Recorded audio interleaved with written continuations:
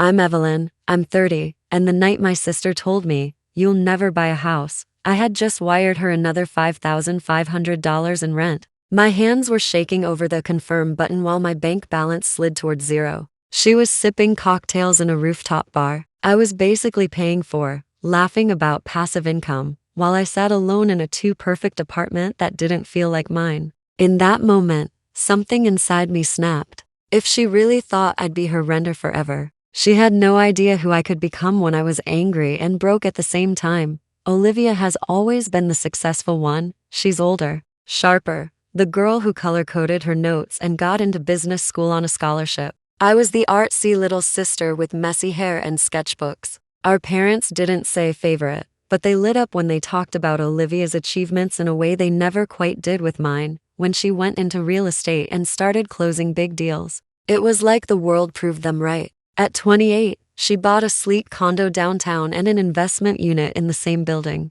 My mom loved to say, Olivia really understands money. I took a different route. I became a marketing coordinator at a small agency, enough creativity to feel like myself, enough stability to keep the lights on. I wasn't rich, but I liked my job. I figured I'd climb slowly and eventually save for a tiny place of my own. Then in 1 month, my life crashed. My boyfriend of 3 years, Jason, left a note on the kitchen counter and vanished with half his stuff. I'm not ready for this kind of commitment, he'd written, as if that made it less pathetic. 2 weeks later, our landlord announced he was selling the house. 30 days to move out. Single. No savings. No plan. I sat at the wobbly kitchen table, surrounded by boxes, trying not to cry when my phone buzzed. Hey, disaster girl, Olivia said, farted cheerfully. Mom told me about Jason and the house. Rough year, huh? Something like that, I muttered. I'll figure it out. Well, she said, voice brightening, you're in luck. I have an opportunity. Her opportunity was the spare apartment she owned. It's gorgeous, she said. 2 bedrooms, river view, gym, doorman. It's normally $6,000, but for you I can do $5,500.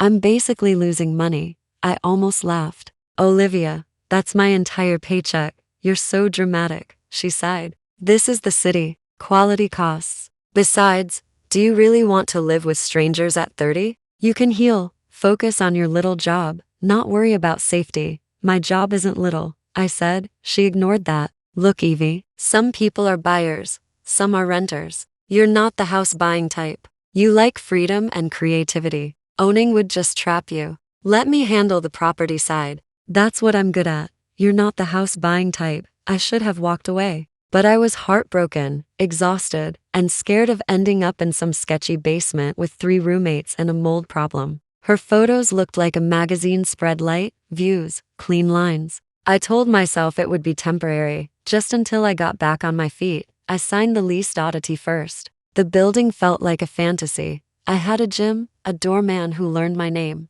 and a view of the river that made every sunset look edited. Friends came over and said, wow, you're killing it, and I'd smile like I agreed, every month. The illusion cracked when the rent reminder popped up, $5,500. I'd stare at the number, breathe through the nausea, and hit send. After rent, bills, and groceries, I had almost nothing left. I stopped eating out, stopped traveling, rotated the same clothes and put birthday gifts on credit. Meanwhile, Olivia's life looked like a highlight reel. New bag, new car, weekend in Miami. Blessed to be building passive income. She'd caption pictures of champagne and ocean views. I knew on some level that my money was helping pay for those captions. I just didn't want to face it until one conversation burned it into my brain. She came over to check on the unit, heels clicking across my hardwood floors. So, she said, sipping the iced coffee I bought her, any news on promotions? I'm up for a senior coordinator role, I said. My campaigns are doing really well. Cute, she said. But you need to think bigger. Investments, assets, property. I'd love to, I said, but I'm barely saving anything. I'm 30 and I have no down payment. She laughed. Evie, you're never going to buy a house. And that's okay. Some people just aren't wired for that level of responsibility. You're the artistic one. I'm the numbers one. We each have our lane. The words landed like a punch. I smiled and changed the subject. But when she left, the apartment felt colder. A few weeks later, Emma, my friend from work, dragged me to happy hour after a brutal meeting. She was venting about her landlord raising her rent. At least yours isn't family, she said. That would feel like betrayal. My landlord is my sister, I blurted out. She stared. You're renting from Olivia? How much is she charging you? When I told her, she almost dropped her drink. Evie, that's insane. Have you checked what other units in your building go for? She said it's a discount, I mumbled. Emma pulled out her phone. Give me your address. We huddled over her screen, scrolling listings. My stomach twisted tighter with every one we saw. Units like mine, 4,000, 4,200, maybe 4,500 if they were freshly renovated. Nothing at 55. Her mortgage is probably around $3,000, Emma said. She's making a big profit off you. And telling you, you're not cut out to own? That isn't just greedy, it's cruel. On the ride home, I did the math. 2 years at $5,500 a month, $132,000. More money than I'd ever imagined having. Money that could have been a down payment. Money that had gone straight from my account into hers. By the time I got upstairs, humiliation had turned into anger. I didn't call her. I didn't scream. I did something that scared me more. I opened a spreadsheet. I made a budget that was brutal and honest. Salary, rent, bills, subscriptions, every coffee, every delivery order. Then I started cutting. Anything that wasn't essential gone. I'd always done little freelance design jobs on the side, but casually. Now I treated them like a second job. I put together a simple portfolio, told friends I was taking clients, and soon I was making social media graphics and logos in the evenings and on weekends. I was tired all the time. Some nights I'd stare at my screen, eyes burning, wondering if this was stupid. Then I'd transfer a few hundred into a new savings account labeled house and feel a flicker of power. I didn't tell Olivia. Let her keep underestimating me. Emma turned into my unofficial coach. There are first-time buyer programs, she said one afternoon, tapping at her laptop. You don't need a massive down payment. And if you buy a duplex, you can rent out one half to help pay the mortgage. Me, a landlord? I said. I can barely keep my plants alive. You're literally paying your sister's mortgage right now, she said. Wouldn't you rather pay your own? On weekends, we started going to open houses, nothing like Olivia's glossy towers. Old houses, weird layouts, smells I couldn't identify. Most places were disasters, peeling paint, slanted floors, haunted-looking basements. A few were nice, but way out of my price range. I kept thinking Olivia would laugh at this. Then we walked into a small, slightly crooked yellow duplex on a quiet street at the edge of a decent neighborhood. And for the first time, I didn't hear her voice in my head. I heard mine.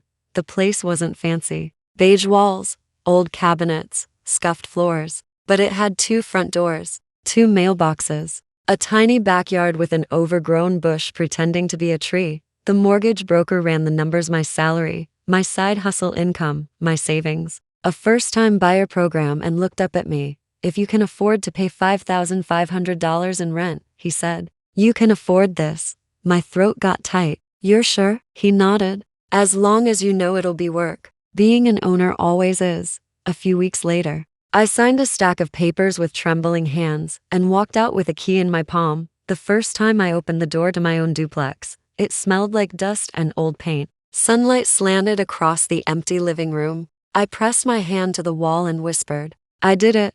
No one could tell me I wasn't the house-buying type anymore. The question was what to do about the person who had. I decided to tell my family at Sunday dinner. Mom made roast chicken. Dad poured wine. Olivia arrived late in heels, talking loudly into her phone about a client who didn't understand market value. We ate, chatted, pretended everything was normal until Mom turned to me. So, Evie, how's that gorgeous apartment? Still loving the view? Olivia smirked. She'll never do better than my building. My heart hammered, but my voice came out steady. Actually, I said, I wanted to talk about that. I'm moving out. Forks paused mid-air. Olivia frowned. What do you mean? Moving out? You don't even have another place. Are you joking? I'm not renting somewhere else, I said. I'm moving into my own place. Dad blinked. Your own place? I bought a duplex, I said. I closed last week. I'm moving into the upstairs unit and renting the downstairs to help with the mortgage. For a second, no one spoke. Then Mom's eyes filled. You bought a house? Evelyn, that's wonderful. Why didn't you tell us? I looked straight at Olivia. Because every time I tried to talk about saving or owning, someone told me I'd never buy a house. That I wasn't that type. Olivia's face tightened. I was being realistic. You barely keep up with rent. Owning is a whole different level. I've kept up with rent because I've killed myself to pay you $5,500 every month, I said, my voice shaking now. For 2 years. While you told me I wasn't built for ownership, Mom turned to her slowly. $5,500? Every month? To your sister? That's a discount, Olivia snapped. Her unit is premium. Riverview. Top floor. I could get $6,000 from a stranger. We looked up listings, I said. Similar units are around $4,000. Maybe $4,500. You've been making a big profit off me. That's your right as a landlord. Just don't call it helping me, and don't tell me I can't own anything when I've literally been paying for yours. The air felt heavy. Dad cleared his throat. That doesn't sound very fair, Liv. I took a risk on her, she shot back. Low income, no savings, not anymore, I said quietly. I'm an owner now. Dinner after that was tense. Mom kept touching my hand and asking for details about the duplex. Dad wanted to know interest rates. Olivia barely spoke. As I put on my coat, she followed me into the hall. You think buying some rundown duplex makes you smarter than me? She hissed. You have no idea what you're doing. Tenants, repairs, taxes, you'll drown. You'll come crawling back. Maybe I'll mess up, I said. But at least I'll be messing up in my own place. I walked out before she could answer. Moving out of her apartment felt like finally taking off shoes that were 2 sizes too small. My duplex was imperfect paint chips, squeaky stairs, ugly tile, but every flaw was mine to fix. I spent weekends painting, cleaning, watching DIY videos at 1.5x speed. The upstairs unit turned into a cozy, mismatched home. I listed the downstairs apartment at a fair price and found a tenant. Within 2 weeks, a nurse named Hannah who worked nights. Thanks for not charging some insane amount, she said when she signed the lease. I was starting to think all landlords were evil. I laughed. Some are. But I'm trying to be the other kind. Her rent covered more than half my mortgage. My monthly payment to the bank was less than what I'd been sending Olivia. For the first time in years, I could pay my bills and still watch my savings grow instead of vanish. A few months later, Mom mentioned casually that Olivia's apartment had been sitting empty. She listed it high and the market cooled, Mom said. She's dropped it twice. No bites yet. I didn't say anything, but I won't pretend it didn't feel like karma. One evening, my phone lit up with Olivia's name. Do you know anyone looking for a luxury rental downtown? She asked. Her tone was forced casual. I can offer a good rate to friends of friends. I looked around my slightly crooked bookshelves, my second-hand couch, the plant on the windowsill. Downstairs, I could hear Hannah's faint footsteps getting ready for work. No one comes to mind, I said. Most people I know are trying to buy or looking for something reasonably priced. She clicked her tongue. Well, if you hear of anyone, I'll let you know, I said, and we both knew I probably wouldn't. We're civil now. Holidays, birthdays, group chats. She still talks about leveraging assets, but she doesn't talk about me like I'm a permanent renter in her shadow. She can't, because every month, when I climb my own front steps, unlock my own front door, and pay my own mortgage, I hear that old sentence in my head, you'll never buy a house. Then I look around at my chipped walls, my thrift store furniture, the mail addressed to property owner, and I smile. I did exactly what she said. I never would. And if you're listening to this, thinking about your own Olivia, the person who keeps telling you what you can't do, let this be your sign. Their limits aren't yours. You are allowed to outgrow the role they wrote for you. If my story lit even a small fire in you, hit like, subscribe, and tell me in the comments what impossible thing you're secretly planning to do anyway. I'll be here, rooting for you from the little duplex that was never supposed to exist.